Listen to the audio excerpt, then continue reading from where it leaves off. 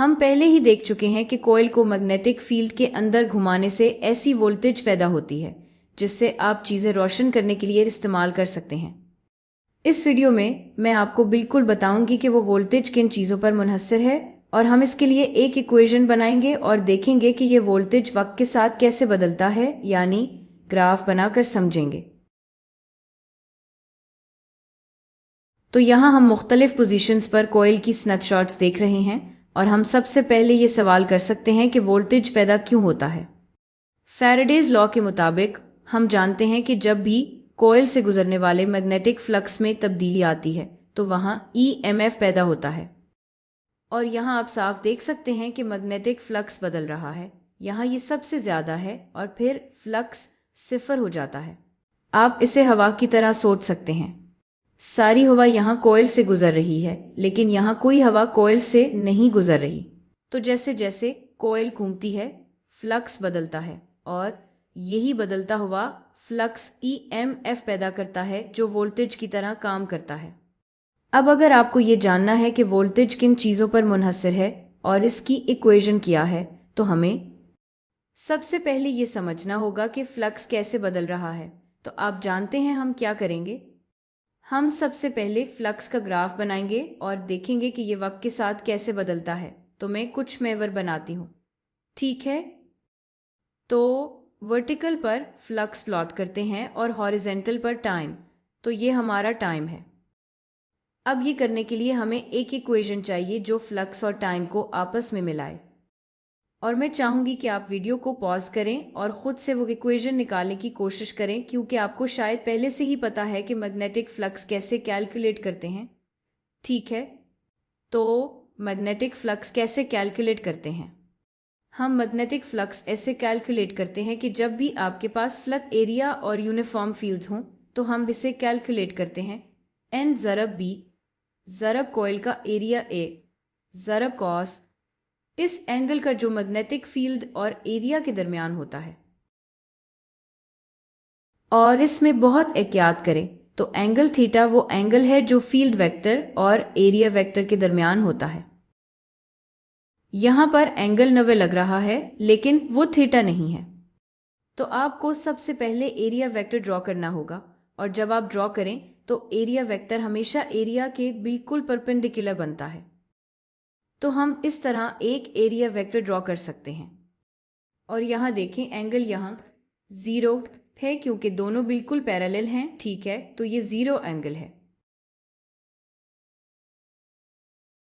अच्छा, तो हम हर जगह एरिया वेक्टर्स ड्रॉ कर सकते हैं और फिर देख सकते हैं कि इनके दरमियान एंगल क्या है। और अगर मैं ये ड्रॉ करूं, यहाँ पर ये नीचे की तरफ होगा, तो आइए इसे ड्रॉ करते हैं।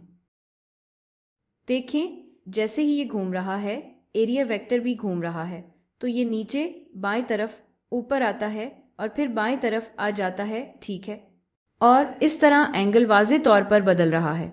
थीटा वक्त के साथ बदल रहा है और इसी वजह से फ्लक्स भी बदलता है।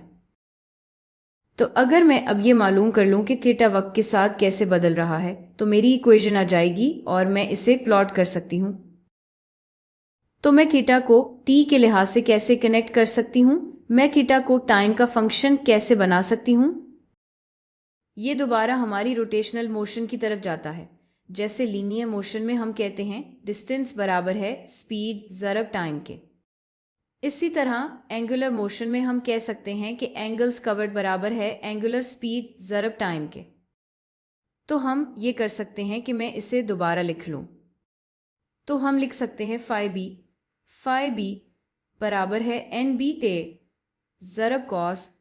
मैं कह सकती हूँ कि एंगल्स कवर्ड बराबर है एंगुलर स्पीड ज़रब टाइम के, बिल्कुल जैसे डिस्टेंस बराबर है स्पीड ज़रब टाइम। तो एंगुलर स्पीड ज़रब टाइम। और अब मैं आगे बढ़कर इसे यहाँ प्लॉट कर सकती हूँ। तो आइए ये मिलकर करते हैं। सबसे पहले कुछ खास पॉइंट्स रखते हैं। तो फर्ज करें कि ये वो लम्हा है जब t बराबर है 0 के, बस आसानी के लिए। तो मान लेते हैं कि ये हमारा टाइम t बराबर है 0 के। हम अपनी क्लॉक इसी पॉइंट से शुरू करते हैं। तो अभी हमारा फ्लक्स क्या है। अभी थीटा 0 है। मैं सीधा देख सकती हूँ कि थीटा 0 है। कॉस 0 1 होता है तो इस वक्त फ्लक्स सिर्फ NBA होगा। और अंदाज़ा लगाएं, ये वो मैक्सिमम फ्लक्स है जो आप कभी भी हासिल कर सकते हैं क्योंकि कॉस की मैक्सिमम वैल्यू सिर्फ 1 होती है। तो अगर मैं इसे मैक्सिमम फ्लक्स कहूं तो ये NBA मैक्सिमम फ्लक्स को रिप्रेजेंट करता है। अगर मैं इसे फाई कहूं तो आप जानते हैं मैं इसे फाई सिफर भी कह सकती हूं। और इस वक्त जब टाइम t बराबर है 0 के, मुझे मैक्सिमम वैल्यू मिलती है। तो चलिए मान लेते हैं ये हमारी मैक्सिमम वैल्यू है, ये हमारी फाई सिफर है। अच्छा, इस पोजीशन पर क्या होगा? यहां फ्लक्स की वैल्यू क्या है? देखें, एरिया वेक्टर और फील्ड वेक्टर के दरमियान एंगल 90 डिग्री है। कॉस 90 0 होता है। ठीक है, तो मैं बस ये देख सकती हूं, मुझे फौरन पता है कि एंगल 90 डिग्री है। एरिया वेक्टर और फील्ड वेक्टर के दरमियान जो एंगल बना है वो 90 डिग्री है। तो कॉस 90 0 है, इसलिए मुझे इस पॉइंट पर 0 फ्लक्स मिलता है। अब यहां क्या होगा? एरिया वेक्टर और फील्ड वेक्टर के दरमियान एंगल 180 डिग्री है और इसलिए मुझे -1 मिलता है। कॉस 180 -1 होता है और इस तरह मुझे फ्लक्स बराबर मिलता है नेगेटिव मैक्सिमम के। तो ये कहीं यहां पर होगा। अब आप सोच रहे होंगे कि नेगेटिव फ्लक्स का मतलब क्या है? इसका क्या मतलब है? देखें, इसको समझने का तरीका यह है कि आप इमेजिन करें कि इस विंडो की एक ओरिएंटेशन है। तो इस केस में आप ऐसे सोच सकते हैं, अगर विंडो है और हवा एक डायरेक्शन में आ रही है, जब विंडो 180 डिग्री घूम जाए तो अब वो दूसरी तरफ देख रही है। तो विंडो के पॉइंट ऑफ व्यू से हवा अब ऑपोजिट डायरेक्शन में आ रही है। क्या ये बात समझ आ रही है? इसीलिए हम कहते हैं कि ये नेगेटिव फ्लक्स है, तो ये पॉजिटिव फ्लक्स है, ये नेगेटिव फ्लक्स है। यहां पर फ्लक्स दोबारा 0 हो जाता है और आखिर में यहां फ्लक्स दोबारा मैक्सिमम पर आ जाता है। तो ये फ्लक्स कैसा नजर आएगा? ये सारा कुछ कैसा लगेगा? क्या ये बस सीधी लाइंस की तरह होगा? नहीं, ये कॉस फंक्शन है और आपको पता होगा कि कॉस और सिन फंक्शंस का एक टिपिकल ग्राफ होता है। तो आएं इस ग्राफ को प्लॉट करने की कोशिश करते हैं। तो टिपिकल ग्राफ एक वेव की तरह नजर आता है, तो ये कुछ इस तरह दिखाई देगा। अभी बिल्कुल वैसा नहीं है, लेकिन हाँ, बुरा नहीं है, काफी अच्छा लग रहा है ना? अब हम यही चीज EMF के लिए करेंगे। हम इंड्यूस्ड EMF की इक्वेशन निकालेंगे और फिर इसका ग्राफ प्लॉट करेंगे। लेकिन इससे पहले मैं चाहती हूं कि आप एक प्रिडिक्शन करें कि वो ग्राफ कैसा नजर आएगा। याद रखें, जब फ्लक्स में बहुत ज्यादा तब्दीली होती है तो EMF इंड्यूस्ड भी ज्यादा होता है। तो हर पॉइंट पर क्या आप अंदाजा लगा सकते हैं कि EMF ज्यादा होगा, कम होगा या 0 इंड्यूस्ड EMF होगा? और इस हिसाब से ग्राफ कैसा बनेगा? ठीक है, उम्मीद है आपने अपनी प्रिडिक्शन कर ली होगी। अब आइए देखते हैं कि क्या वो मैच करती है या नहीं। तो अब इक्वेशन बनाते हैं। हम इक्वेशन कैसे बनाएं? हम फैराडेज लॉ इस्तेमाल कर सकते हैं। फैराडेज लॉ कहता है कि इंड्यूस्ड EMF हमेशा बराबर होता है नेगेटिव d5 ओवर dt। तो हमें बस ये करना है कि इस इक्वेशन को टाइम के लिहाज से डिफरेंशिएट करें। और एक बार फिर मैं इंकरेज करूंगी कि आप खुद भी ये करने की कोशिश करें। तो आए ये करते हैं। तो इंड्यूस्ड EMF नेगेटिव होगा। इस टर्म की डिफरेंशिएशन क्या होगी? देखें, N, B, A ये सब कॉन्स्टेंट्स हैं, उन्हें हम बाहर निकाल सकते हैं। तो यहां आपको N, B, A मिल जाएगा और फिर आपको डिफरेंशिएशन करना है cos ओमेगा t की, और cos की डिफरेंशिएशन होती है नेगेटिव सिन।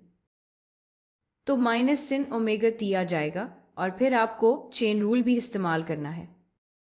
फिर मल्टीप्लाई करें डिफरेंशिएशन ऑफ ओमेगा t से, जिससे आपको 1 ओमेगा मिलेगा। तो 1 ओमेगा बाहर आ जाएगा और जब आप सब कुछ इकट्ठा करें तो अब हमें मिलता है m equals negative negative cancel हो जाते हैं। तो मुझे मिलता है N B times A times omega times sin of